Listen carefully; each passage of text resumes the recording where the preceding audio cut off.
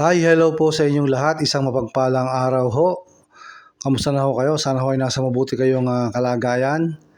Meron ho tayong breaking news at ito ho ay may kinalaman ho sa politika sa Negros Oriental. So, yun ho ang ating pag-uusapan.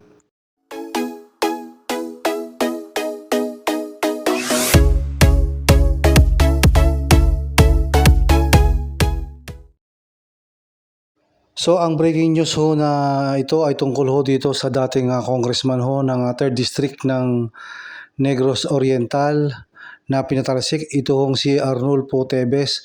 Ayon ho sa balita, siya ho ay naaresto dun ho sa Dili, Timor-Leste.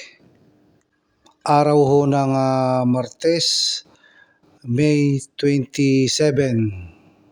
Ang balita hong ito ay kumalat dahil sa pamamagitan ng kanyang anak ho na si Axel Teves dahil kinumpirma niya ho sa social media at sinasabi ho niya na yun daw ho kanyang ama ay naaresto at ini-inform daw ho ang lahat dahil yung kanyang ama daw ho ay kinidnap at inabuso.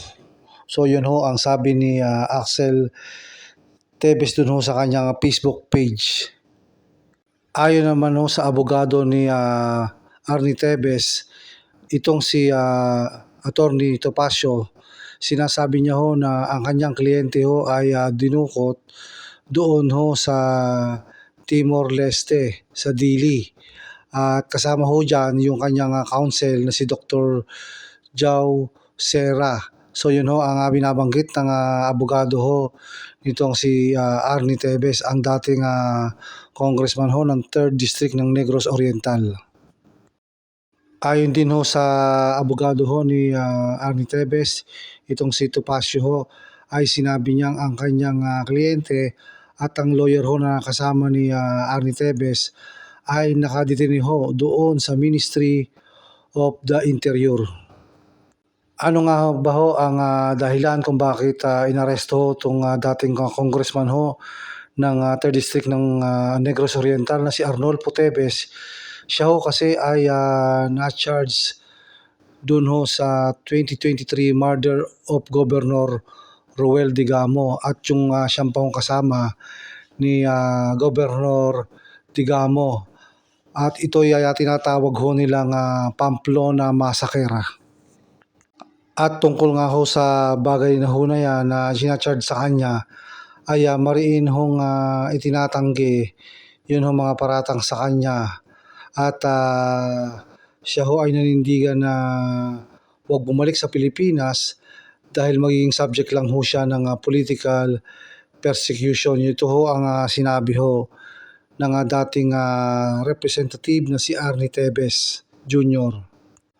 Ano ho ba itong Pamplona Massacre ho na tinutukoy na kung saan ho ay napatay itong dating governor ho na si Governor Roel Digamo.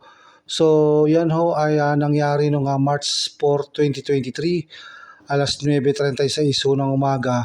Meron hong mga grupo ng dating miyembro ho ng Philippine Military ang pumasok ho sa residente ni Governor Roel Digamo noong mga panahon ho na yon, noong March 4, 2023. At nung mga panahon din ho yon ay nasa kalagitnaan ho ng pamimigay ho ng ayuda para ho sa local beneficiaries ng Pantawid Pamilyang Pilipino program. Ito hong grupo ni Governor Roel Digamo at doon ho ay nangyari ang shooting at assassination na kung saan ho ay nabaril itong si Governor Roel Digamo.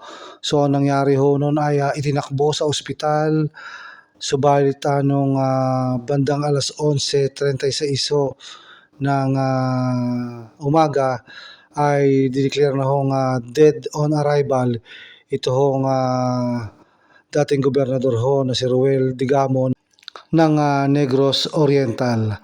So yan ho yung nangyari sa tinatawag hong Pamplona Massacre kung saan ho ay pinatay itong dating gobernador ho ng Negros Oriental.